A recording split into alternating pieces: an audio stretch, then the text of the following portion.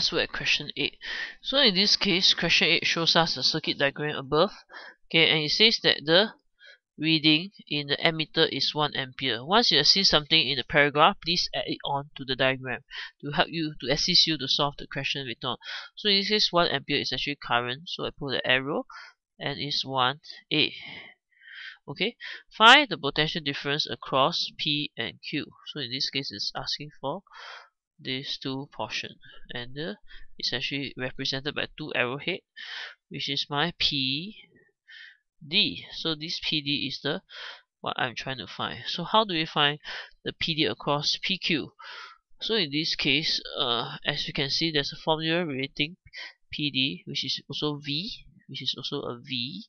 So in this case, V is actually equal to I times R. Okay, so what is my I across this path? So my I is actually 1 ampere times my resistance, which is 20 ohm here.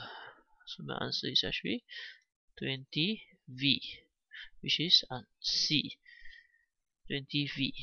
So this is actually just resistors in parallel, and I just use one of the branches to solve for my potential difference, in this case my V.